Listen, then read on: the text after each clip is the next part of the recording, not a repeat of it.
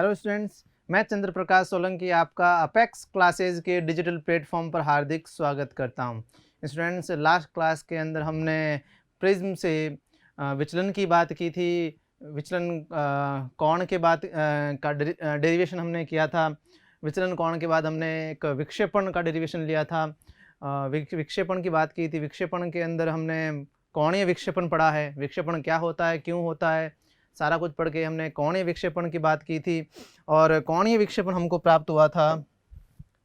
कोणीय विक्षेपण angular dispersion theta, जो कि होता है दो रंगों के बीच के विचलन कोण का अंतर। दो रंगों के कोण क्या नाम है, विचलन कोण का अंतर जो होता है उसे हम कोणीय विक्षेपण कहते हैं। एक दूसरा फॉर्मूला जो आपने देखा है, ए जो अपवर्तनांक के टर्म में है वो ये है। आज हम बात करने वाले हैं कोणीय विक्षेपण के बाद में कोणीय विक्षेपण समता की बात करने वाले हैं, डिस्पर्सिव पावर।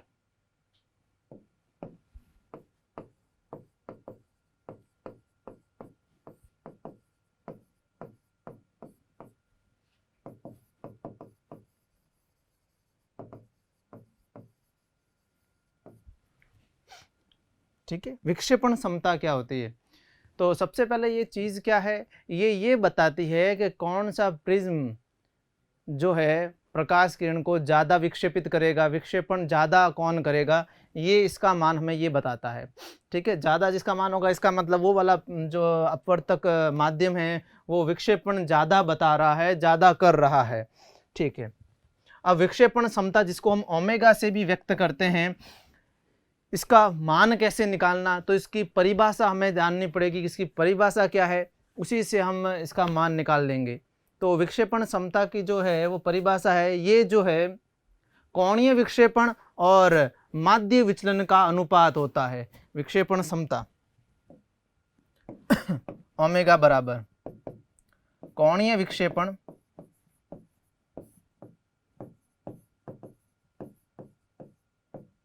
बटा माध्य विचलन। कोणीय विक्षेपण बटा माध्य विचलन, इनका अनुपात ही विक्षेपण समता है। अब आपको मालूम है कोणीय विक्षेपण क्या होता है, ये रहा कोणीय विक्षेपण थीटा बटा माध्य विचलन। विचलन को हम डेल्टा से बताते हैं।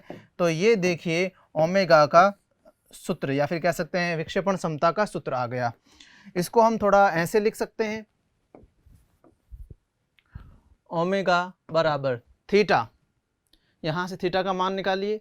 थीटा बराबर ये विचलन वाला सूत्र ले लीजिए, delta we minus delta R बटा ये हो गया डेल्टा। चलिए, एक बात आपको भी प्रॉब्लम कर रही होगी कि ये डेल्टा क्या है। डेल्टा वी का मतलब समझ गए, डेल्टा आर का मतलब समझते हैं, तो डेल्टा क्या है, ये किसका विचलन है ना। 7 रंगों के विचलन को तो हम नाम नंबर कलर के हिसाब से बोलते हैं, डेल्टा वी डेल्टा आर। ये कौन सा या किसका विचलन है, तो ये माध्य विचलन है। माध्य विचलन का मतलब है सभी विचलनों का माध्य। माध्य निकालना आता है, एवरेज।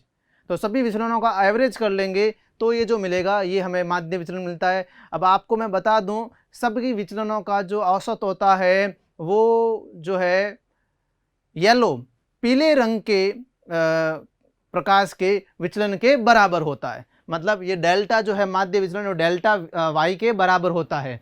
ये डेल्टा जो है वो डेल्टा वाई के बराबर होता है। प्रैक्टिकली देख लिया गया, सबका औसत निकाला गया। सबके पहले डेल्टा का औसत निकाल दिया गया सभी रंगों के।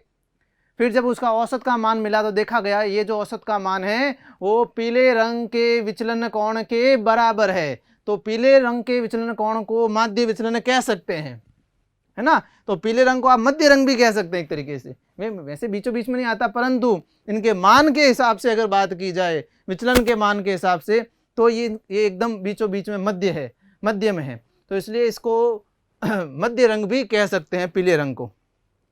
अच्छा, अभी जैसे मान लीजिए इसका दूसरा फॉर्म अगर देखा जाए, अपन ने कौन सा पढ़ा है, अपवर्तनांक वाला।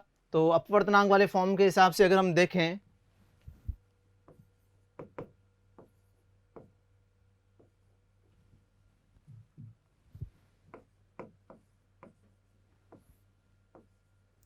तो डेल्टा बराबर होता है ए म्यू माइनस 1। ठीक है, तो अब देखिए ओमेगा बराबर क्या होगा, डेल्टा वी है तो ए नहीं बदलता, म्यू क्या हो जाएगा, म्यू वी माइनस 1, फिर ये माइनस, फिर delta R, a mu R minus 1 बटा डेल्टा, डेल्टा माध्य विचलन है तो इसको हम डेल्टा से व्यक्त करते हैं, delta A mu minus 1। Okay, इसको सॉल्व करते हैं। ए दोनों में कॉमन है, कॉमन ले लिया, क्या बचा, म्यू वी माइनस 1, इसमें से कॉमन ले लिया, ये तो ये बच गया, फिर ये माइनस, और ये जब कॉमन ले लिया तो इस ब्रैकेट को ओपन करो तो ये माइनस म्यू आर हो गया और माइनस माइनस प्लस 1 हो गया। ठीक है, अपॉन ए म्यू माइनस 1, ए से ए कैंसिल हो गया और प्लस 1 से माइनस 1 कैंसिल हो गया, तो ओमेगा बराबर हो गया mu V minus mu R बटा म्यू माइनस 1। अब एक दिक्कत आपको आ रही होगी कि यहाँ पर म्यू क्या है, चलो म्यू वी बैंगनी का अपवर्तनांक है, म्यू आर लाल का अपवर्तनांक है, लाल प्रकाश किरण का, तो म्यू क्या है, तो म्यू इसी तरीके से ये माध्य या फिर औसत अपवर्तनांक कह सकते हो, माध्य अपवर्तनांक कह सकते हैं। माध्य अपवर्तनांक वही वाली बात, सभी के अपवर्तनांक, सभी रंगों के अपवर्तनांक का औसत, ये औसत अपवर्तनांक है। और मैं फिर वही कहूँगा, ये अपवर्तनांक जो है किस वाले रंग के अपवर्तनांक के बराबर होता है, पीले के, जो पीले के अपवर्तनांक होता है वही माध्य अपवर्तनांक के बराबर है, तो ये पीले का अपवर्तनांक कह सकते हो, पीले रंग का अपवर्तनांक कह सकते हैं आप इसको। ठीक है, ये हमारा फाइनल फॉर्मूला दूसरे फॉर्म में, ये एक फॉर्म है इसकी, ये दूसरे फॉर्म में। ठीक है, और किसी भी दो रंगों के बीच का पूछ सकता है तो उन दो रंगों के बीच का ये आ जाएगा अंतर। ठीक है, नीचे तो माध्य विचलन या फिर माध्य, ये वाला यहाँ पर माध्य अपवर्तनांक और यहाँ पर कह सकते हैं तो माध्य विचलन ही रहेगा। ठीक है, तो ये अपन को इस तरीके से कोणीय विक्षेपण मिल गया।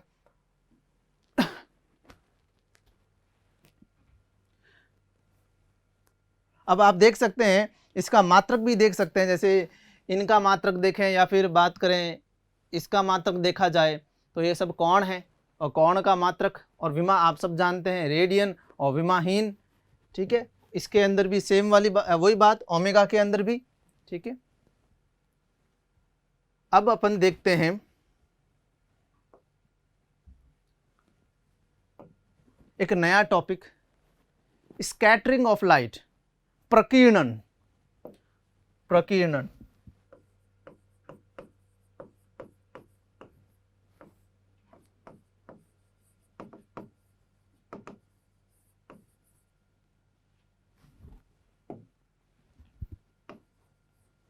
स्कैटरिंग, प्रकीर्णन, प्रकाश का प्रकीर्णन कह सकते हैं आप इसको।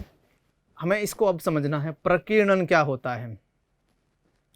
देखिए, जब भी प्रकाश, श्वेत प्रकाश कह सकते हैं, एक छोटे से कण से टकराता है या उससे इंटरेक्ट होता है, तो और वो छोटा, कितना का छोटा कण, वो कण होना चाहिए जो प्रकाश उससे टकरा रहा है उससे, उसकी तरंगदैर्घ्य से भी छोटा। प्रकाश लैम्डा तरंगदैर्घ्य का है तो उस कण की जो साइज होनी चाहिए वो लैम्डा से भी क्या होनी चाहिए, छोटी होनी चाहिए। अगर वो लैम्डा से छोटी होगी तब ये वाला फिनोमिना उसमें लगेगा, ये वाली जो घटना उसमें हो सकती है। क्या, जब एक प्रकाश एक अपने वेवलेंथ या फिर अपने तरंगदैर्घ्य से छोटे कण से टकराता है तो उस केस में वो कण उस प्रकाश के कुछ भाग को अवशोषित कर लेता है और उस प्रकाश को जिसको अवशोषित किया उसको पुनः एक नए स्रोत के भांति सभी दिशाओं में बिखेर देता है। प्रकाश की इस घटना को हम प्रकीर्णन कहते हैं। चलिए, नहीं समझे होंगे, एक डायग्राम से समझाते हैं कि जैसे एक प्रकाश किरण यहाँ पर चल रही है, ये प्रकाश किरण है, यहाँ पर ये एक किसी कण जो कि बहुत छोटा कण है जिसकी तरंगदैर्घ्य, जिसका साइज इस प्रकाश की तरंगदैर्घ्य से भी छोटा है, इसकी तरंगदैर्घ्य से भी छोटा है, तो उस केस में वो कुछ भाग तो अवशोषित कर लेगा, तो बाकी वाला भाग जो है प्रकाश का वो इस तरीके से रवाना हो गया, सीधा वापस आगे चला गया। जो जिस भाग को इसने अवशोषित किया उसका क्या होगा, उसका ये करेगा, उसको सभी दिशाओं में एक बल्ब की तरह, ये अपने आप में एक बल्ब बन जाएगा। प्रकाश लिया और एक बल्ब बन गया, मतलब जो प्रकाश उसने लिया अब उसको बाहर निकालेगा, और बाहर निकालने का तरीका कैसे रहेगा, चारों दिशाओं में। यूं नहीं कि जैसे जिस डायरेक्शन में आया है अब जब निकालने की बारी है उसी डायरेक्शन में भेज देवें, ऐसा नहीं।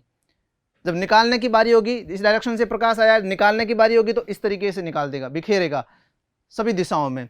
तो ये है प्रकीर्णन।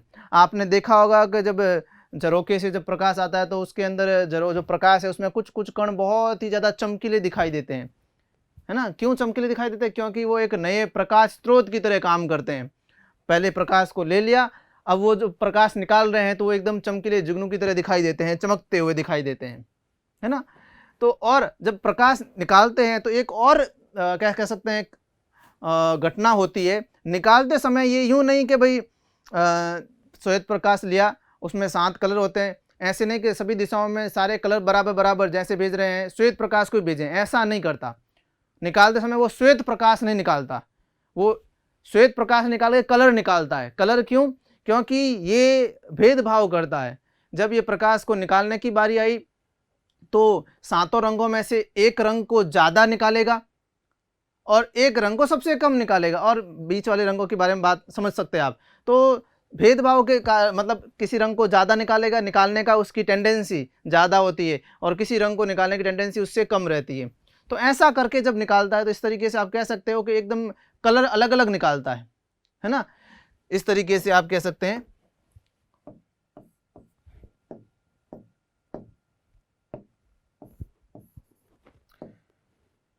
कलर के फॉर्म में जो है ये प्रकाश को चारों दिशाओं में निकाल देता है इस तरीके से, ठीक है। एक किसी रंग को ज़्यादा निकालेगा, किसी रंग को कम, ठीक है।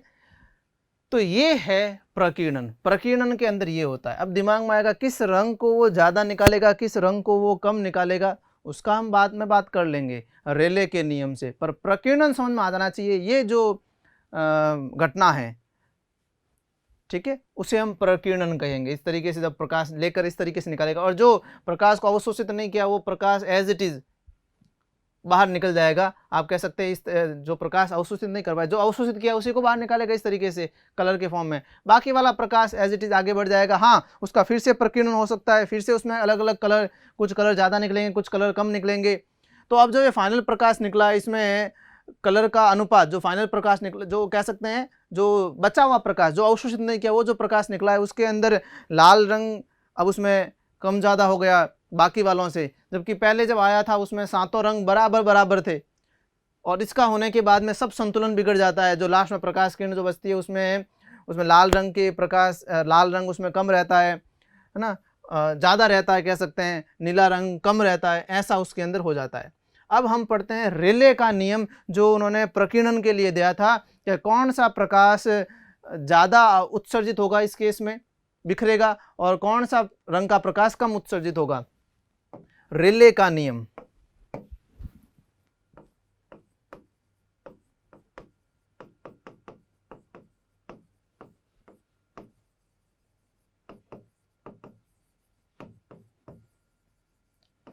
रेले का नियम प्रकीर्णन के लिए।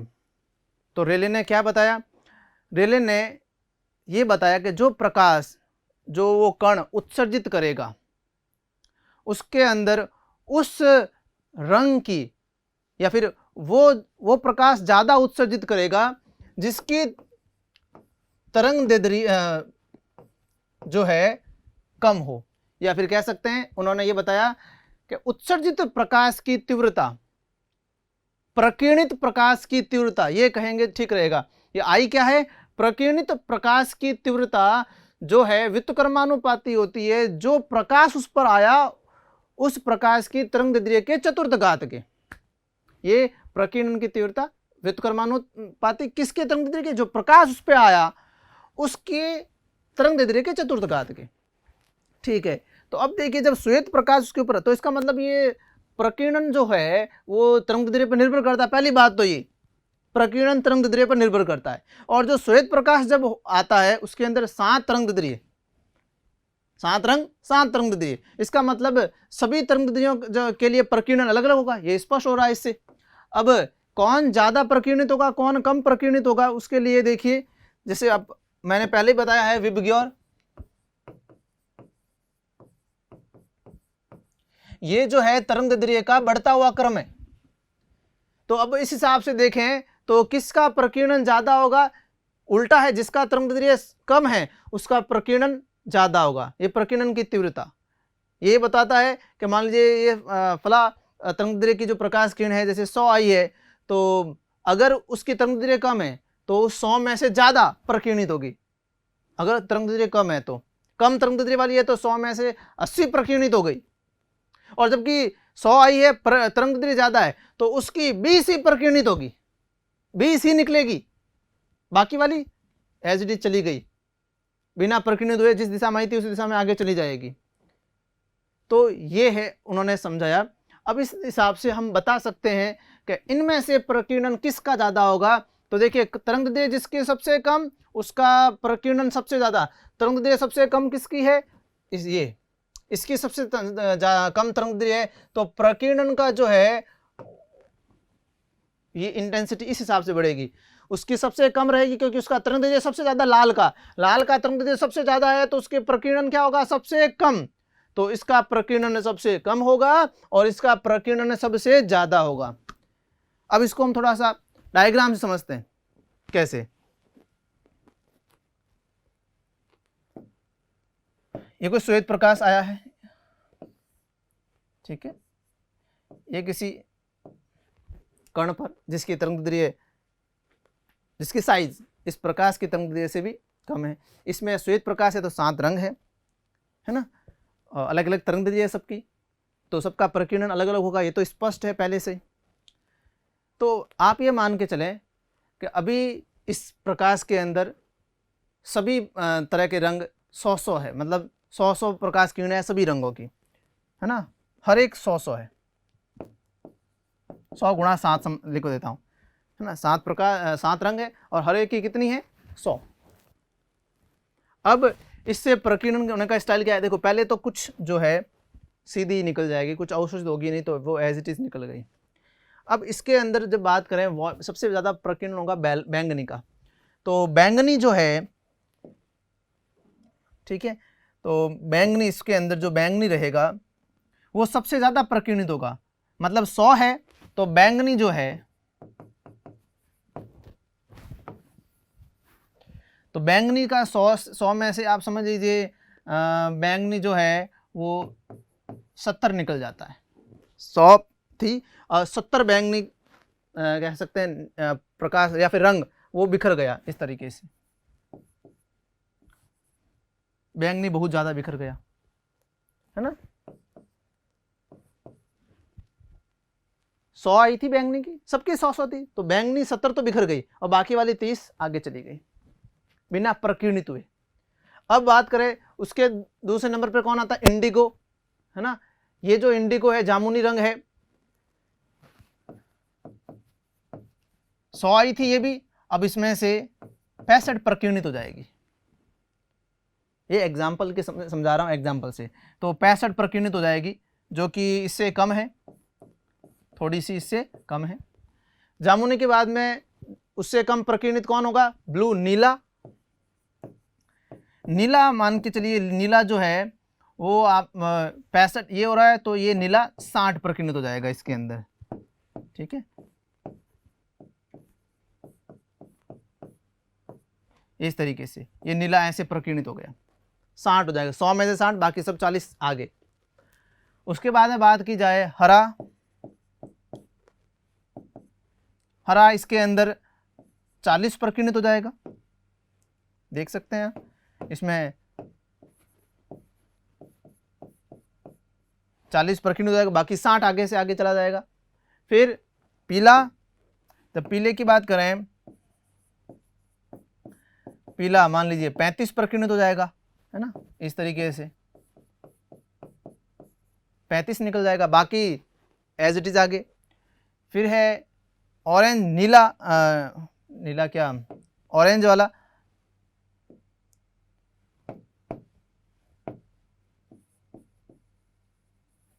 ऑरेंज, ये 30 ही प्रकीर्णित होगा ऑरेंज, बाकी वाला आगे। रेड लाल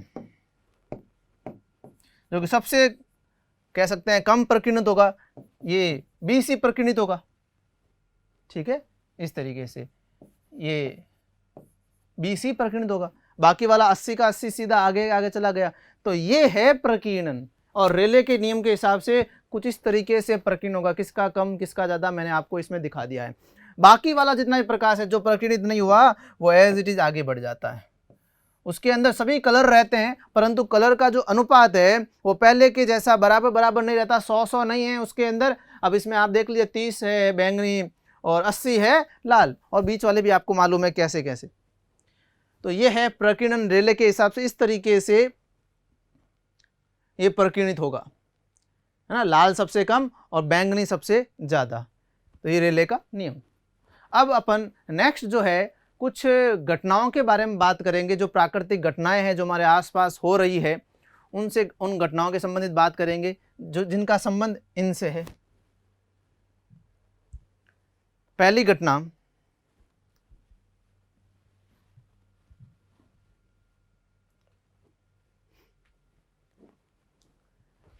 नीला रंग आकाश का, आकाश का नीला रंग।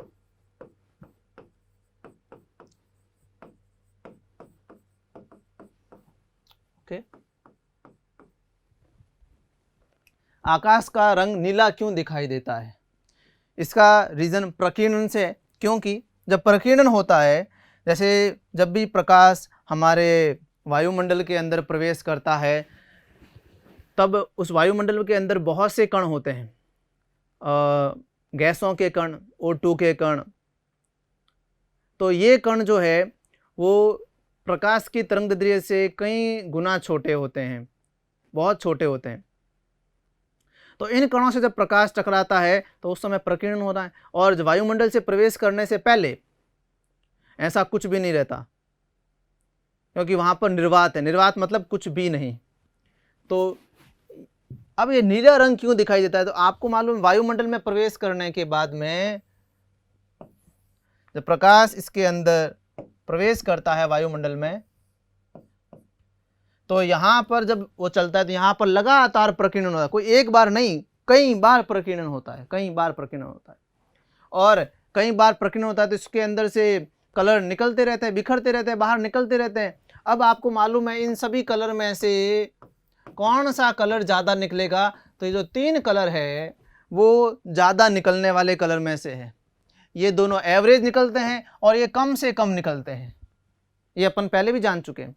तो इसका मतलब जब बार बार प्रकीर्णन होगा, बार बार प्रकीर्णन होगा, तो वॉयलेट, इंडिगो और ब्लू ये तो बहुत ही ज़्यादा वायुमंडल में बिखर जाएंगे, बाकी वाले इतने वायुमंडल में इनकी तुलना में बहुत ही कम रहेंगे। तो आप देख सकते हैं कि अगर चारों तरफ से प्रकाश आ रहा है तो कितना ब्लू, इंडिगो और वॉयलेट ये बिखरेगा, बहुत ही ज़्यादा अमाउंट में ये बिखर जाएगा। ये लगातार निकल रहे हैं, ब्लू कलर लगातार निकल रहा है। हाँ, बाकी वाले कलर भी निकल रहे हैं, परंतु इन तीनों की तुलना में तो इतना नहीं होता। इस तरीके से प्रकीर्णन हो रहा है, नीला रंग बिखर रहा है पूरे आकाश के अंदर। ब्लू और क्या नाम है, वॉयलेट और इंडिगो भी है साथ में, ये बहुत ही ज़्यादा मात्रा में रहते हैं, और बाकी वाले कलर इतने मात्रा में बिखर नहीं जाते, क्योंकि प्रकीर्णन की दर जो है या प्रकीर्णन को जो तीव्रता जो है इन कलर के लिए क्या रहती है? सबसे ज़्यादा। अब एक क्वेश्चन दिमाग में उठ रहा होगा कि प्रकीर्णन होता तो सबसे ज़्यादा वॉयलेट मतलब बैंगनी का है, तो आकाश बैंगनी दिखाई देना चाहिए, क्योंकि ये नीला इसलिए दिखाई दे रहा है क्योंकि नीला रंग बहुत ज़्यादा अमाउंट में, क्योंकि बहुत ज़्यादा अमाउंट में आकाश में फैल गया है तो हमको आकाश नीला दिखाई देता है। अब दिमाग में आता है बहुत ज़्यादा रंग तो वॉयलेट बैंगनी बिखरता है, इसका प्रकीर्णन सबसे ज़्यादा होता है। तो हमारी आँख जो है वो बैंगनी के प्रति कम संवेदनशील होती है, इसके लिए ज़्यादा संवेदनशील होती है नीले के लिए, इसलिए हमें नीला अच्छे से दिखाई देता है। ये दोनों रंगों के प्रति हमारी आँख थोड़ी कम संवेदनशील रहती है ना।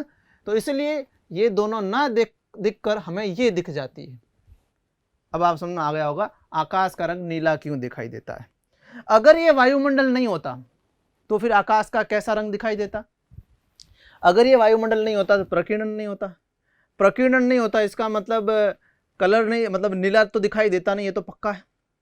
फिर काला रंग दिखाई देता, आकाश काला दिखाई देता, जैसा ब्रह्मांड के अंदर देखने पर लगता है ना। कई बार आपने ब्रह्मांड की तस्वीर देखी होगी, एकदम काली सी, है ना। मूवीज में देखा होगा ब्रह्मांड काला सा दिखाई देता है, सेम वैसा दिखाई देता है क्योंकि प्रकीर्णन नहीं हो रहा है।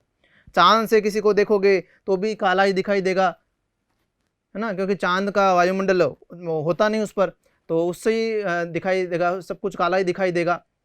जहाँ पर वायुमंडल है वहाँ पर उस हिसाब से आकाश उस हिसाब से रंग अलग रंग से दिखाई देगा कुछ, है ना। तो यहाँ से अगर वायुमंडल ना हो तो हमें काला ही दिखाई देगा, और दिन के अंदर भी हमें तारे दिखाई देंगे, ठीक है कि नहीं। नेक्स्ट दूसरा जो है वो है बादलों का सफेद दिखना।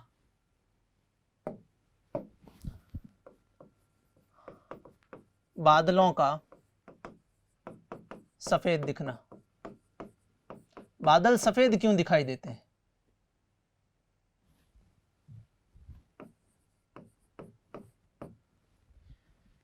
तो देखिए बादल बने किससे होते हैं। बादल क्या नाम है, पानी की बूंदों से, पानी की वाष्प से कह सकते हैं, और धूल के कणों से मिलकर बने होते हैं। और ये जो है इनकी जो साइज होती है वो प्रकाश की तरंगदैर्घ्य से बड़ी होती है। तो इसका मतलब इनसे जब टकराएंगे तो प्रकीर्णन नहीं होगा। प्रकीर्णन होने के बजाय यहाँ से परावर्तन और अपवर्तन जैसी घटनाएं होगी। तो प्रकीर्णन नहीं होगा तो फिर ये कलर नहीं निकालेंगे। तो मान लीजिए ये बादल ये बादल का कोई एक कण है, तो यहाँ से जब एक प्रकाश इस पर गिरेगा, इस तरीके से इस पर प्रकाश गिरेगा, तो ये प्रकाश बिना रंग अलग किए, इनमें से इस प्रकाश जो प्रकाश पे आया उसमें से बिना रंग को कम ज़्यादा किए वापस ये परावर्तित कर देगा।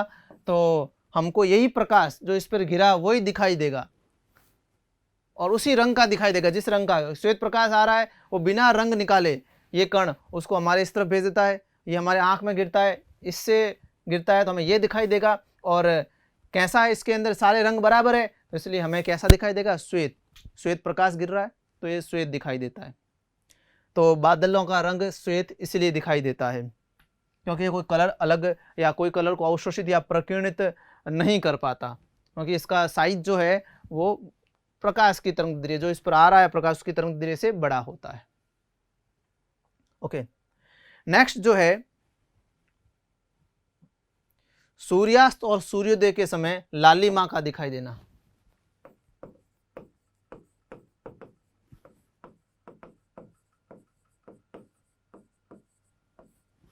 सूर्यास्त व सूर्योदय के समय लालिमा का दिखाई देना। आपने देखा होगा सूर्यास्त और सूर्योदय के समय लाल लाल, या सूर्य भी लाल दिखाई देता है, उसके आसपास की जगह भी लाल दिखाई देती है।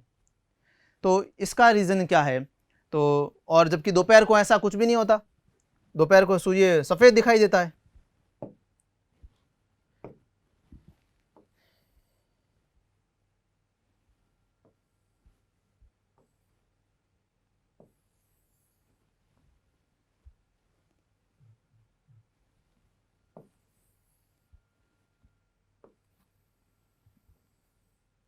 ये इस तरीके से पृथ्वी के चारों ओर का मैंने वायुमंडल बना रखा है। ये पृथ्वी है और ये उसके चारों ओर का वायुमंडल है। अब देखिए सूर्यास्त और सूर्योदय, सूर्यास्त और सूर्योदय के समय सूर्य की स्थिति कुछ ऐसी होती है, इधर या फिर इधर बोलूं एक ही बात है, और दोपहर के समय सूर्य की स्थिति इधर होती है। अब यहाँ तक तो प्रकीर्णन होगा नहीं, यहाँ से ये देखिए प्रकीर्णन इस केस में होगा।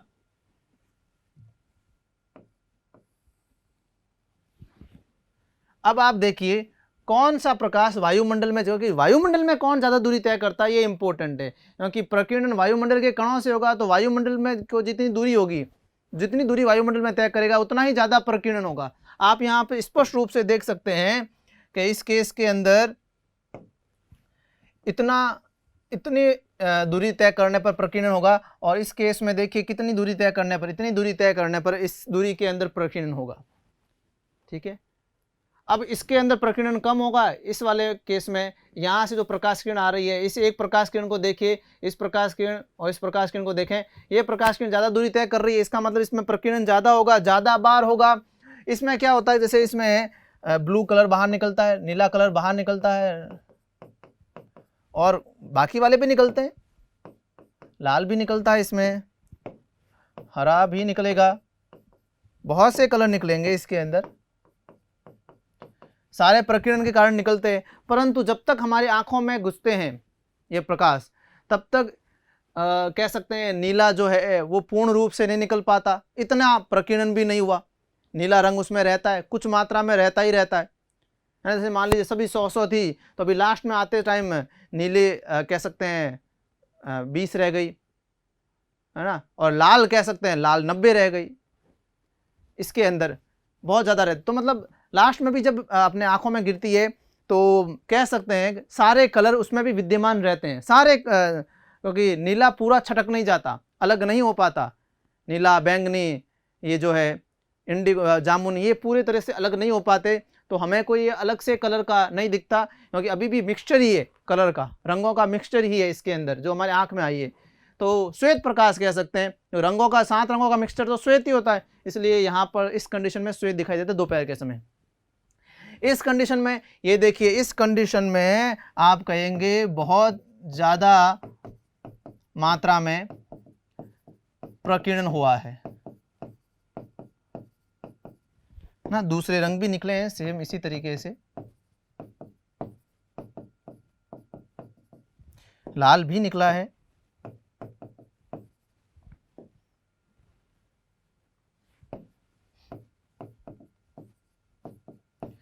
इस तरीके से बहुत से कलर निकले और बहुत ज़्यादा मात्रा में निकले। इतनी ज़्यादा मात्रा में निकलते गए मतलब जब तक अपने आँख पे आए तब तक लाल लगभग ख़त्म ही हो गया। लाल लाल क्या, नीला, जामुनी और बैंगनी, ये तो लगभग ख़त्म ही हो गए। ठीक है, इस प्रकाश किरण में से इतनी ज़्यादा बार प्रकीर्णन हुआ इसमें, है ना। फाइनली लास्ट में क्या नाम है, ऑरेंज और लाल, इनमें से कुछ मात्राएँ रह जाती है इनकी।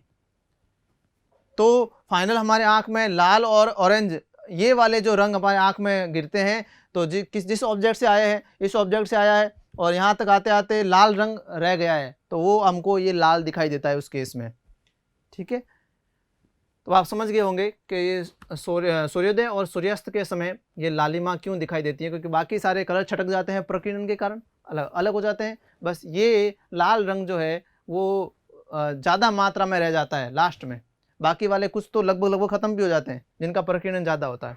यही कारण है लालिमा का दिखाई देने का। अब जैसे खतरे का जो चिन्ह होता है,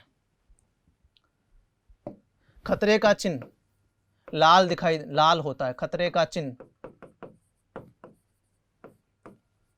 लाल होता है, मतलब लाल रंग का होता है, कहने का मतलब ये है। आप देखो जितने भी ज़्यादा खतरे के चिन्ह रहेंगे वो लाल लगभग होते हैं, है ना।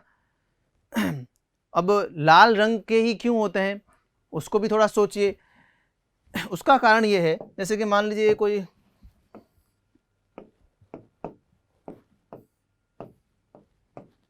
अब इस खतरे के चिन्ह में से लाल प्रकाश बाहर निकलता है,